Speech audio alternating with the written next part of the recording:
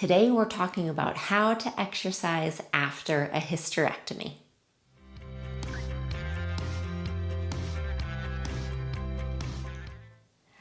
I'm a physical therapist and Pilates teacher. I also personally had a hysterectomy and major prolapse repair 4 years ago.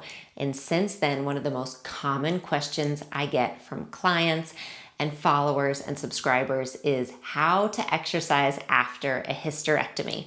So today we're going to talk all about it. The first thing I want to remind you of is to always ask your doctor and surgeon what your precautions and contraindications are after surgery. So what I'm going to discuss here follows the most common protocol that people have after having a hysterectomy. But of course, every situation is different. So make sure that you ask your doctor and your surgeon and that you understand what your protocol is. And if you have any questions about it, do not be afraid to ask, all right? That's the number one thing, is make sure that you ask questions and you get information from your doctor before you start. So let's dive into talking about exercise after hysterectomy. So a couple things I want you to know. One is if you're looking for specific workouts, I have some things for you and I'll have the links below. On YouTube, I have some exercise after hysterectomy workouts that you can start trying.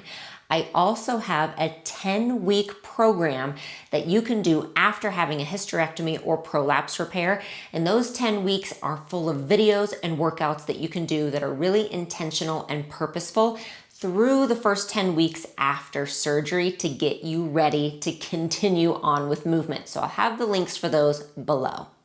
So let's dive into talking about exercise specifically after hysterectomy and possible prolapse repairs. The number one thing I want you to know after watching this video today is to not be afraid of movement. Please understand your body is meant to move. Somewhere along the way, we somehow lose trust in our bodies, especially after a hysterectomy. And there are a lot of components with that. It doesn't help that most doctors don't give us specific guidelines, so we can walk away with a lot of fear and misunderstanding about what we are allowed to do and not allowed to do. I have talked to so many women years and years after their own hysterectomy who still have not started exercising again because they're afraid they're going to hurt themselves. And I am here to tell you, I do not want you to be afraid of movement. I do not want you to be afraid of exercise. Our bodies are meant to move. If we stop moving, we actually set ourselves up for so many possible problems, such as osteoporosis and falls and balance issues and posture issues as we get older. So please know that your body is meant to move. After you have a hysterectomy and even major prolapse repair like I have, you can get back to exercise and full movement and doing almost, if not everything that you were doing before. So remember that as you listen to the rest of the video today. For our case in this video, I'm going to talk about what happens right after your hysterectomy, but please know that you can apply this anytime.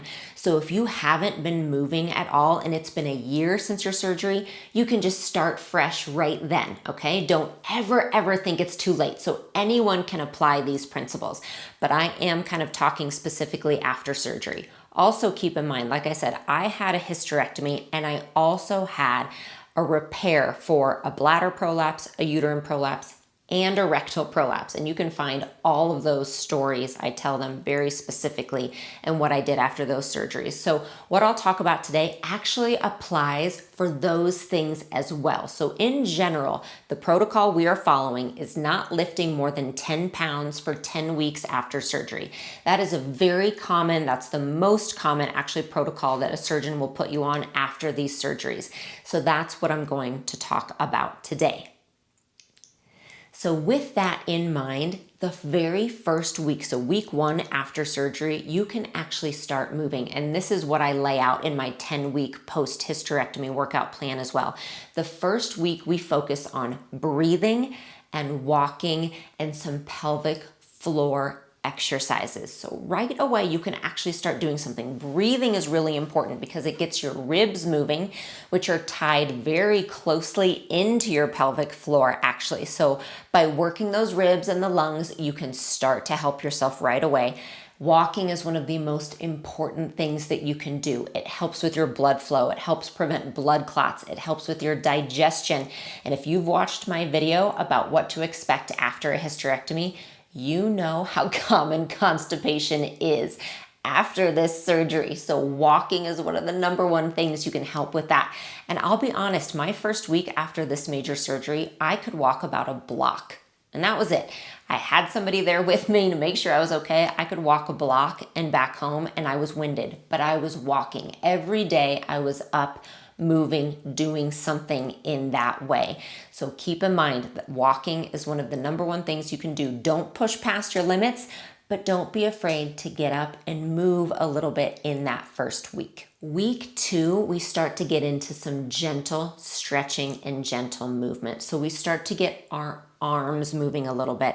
I have a workout actually about how to prevent headaches, because in those first 2 weeks after a hysterectomy, during that surgery, they pump your abdomen full of gas. It can cause a lot of pain and pressure in your neck and even into your head. So we have a workout about how to help with headaches, about how to get our arms moving, about really gentle stretches for our hips.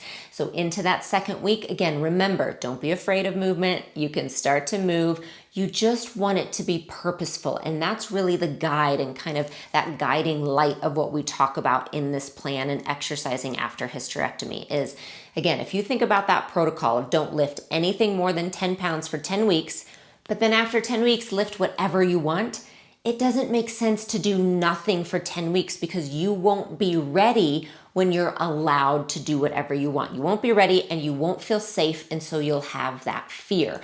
By very purposefully building blocks up for those 10 weeks, you're gonna be ready to do what you want when the 10 weeks happens. So that's why we do it intentionally. So week 1, we really talk about breathing, pelvic floor, and walking.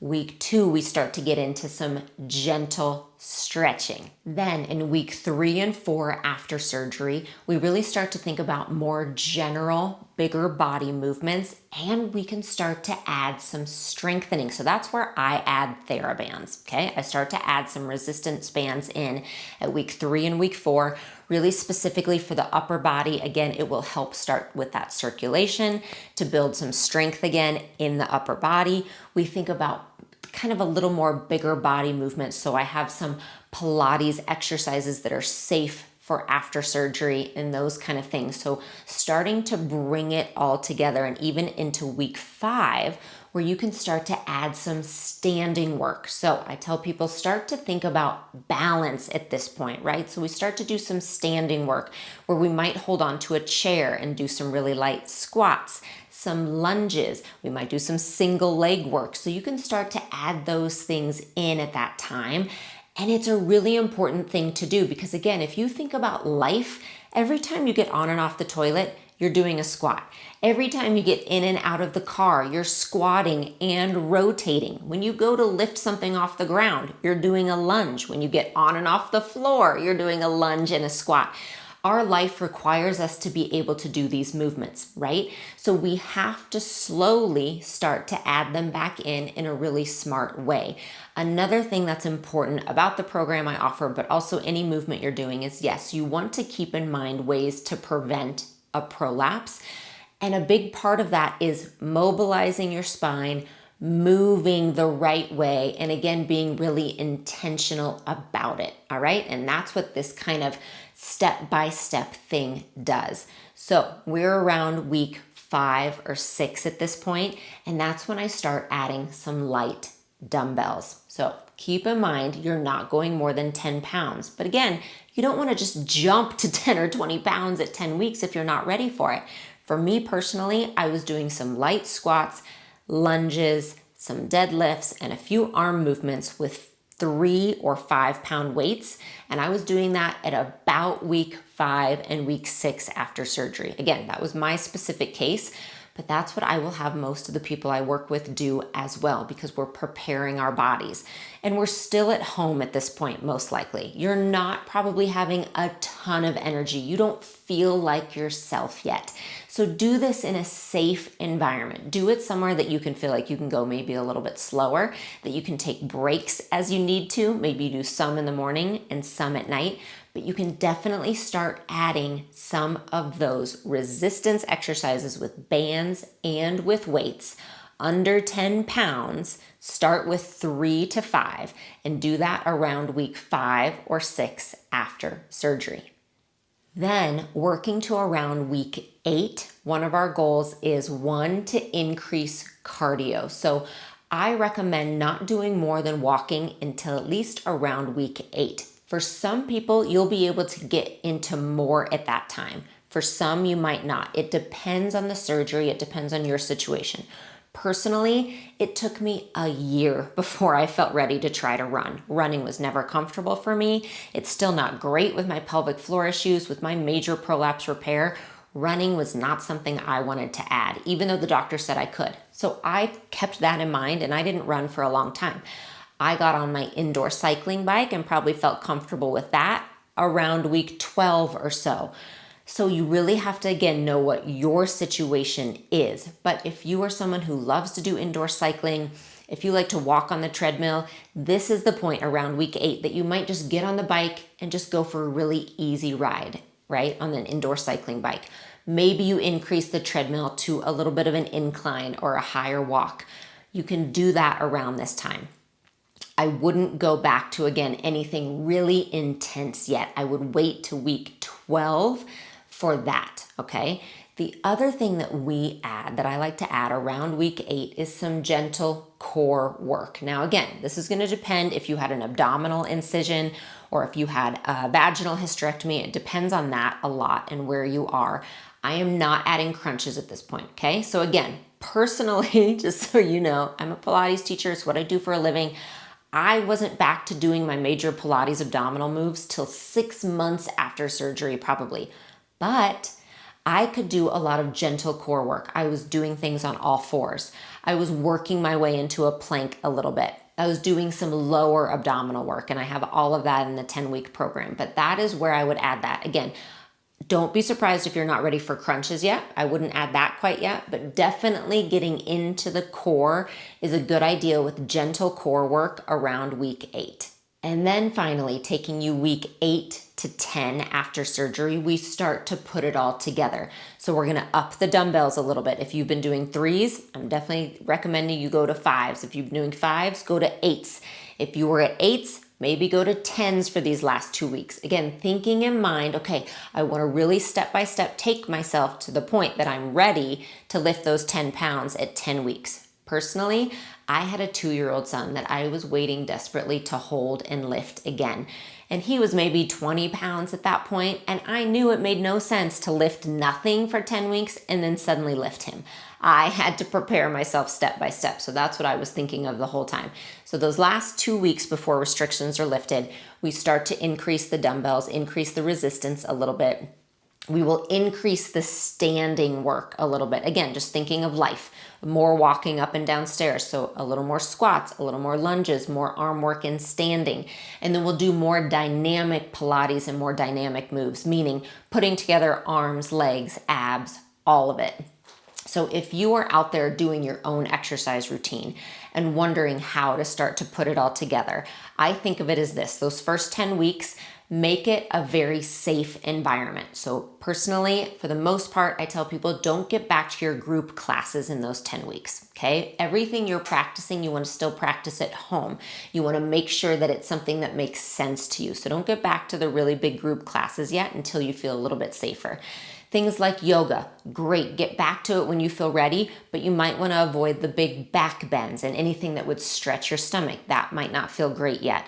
Same with jumping. If you love plyometrics, I would wait till after the 10 weeks, but progressively get yourself there so you're ready to try it when you feel ready. So some of those really big movements might not feel great for a while, but things like adding the dumbbells, adding some stretching, walking from the very first week, those are things that are safe to do when you're following the protocol and doing very intentional movements.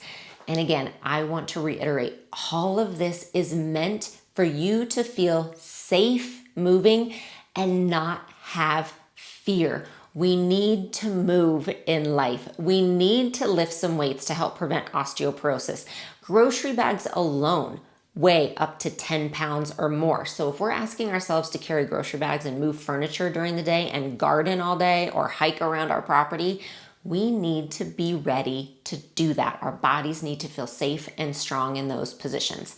I hope that gives you a little bit of a guideline on exercise after hysterectomy. I know it's a lot of information, and I know there are a lot of things that depend on your specific situation, but remember, you need to be moving. We need to move in life, and we don't want to be afraid of moving. So by adding it intentionally in a really specific way, you can get back to doing what you want to do in life.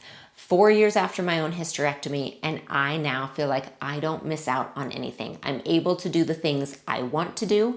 I am lifting weights, I am squatting, I am doing all the things. Running still doesn't feel great, but it might not ever, and that's okay. Because I focus on the things that I can do, I focus on the things that I love to do, and I don't worry about the rest. Thank you again, as always, for being here, and I wish you the very best on your own journey.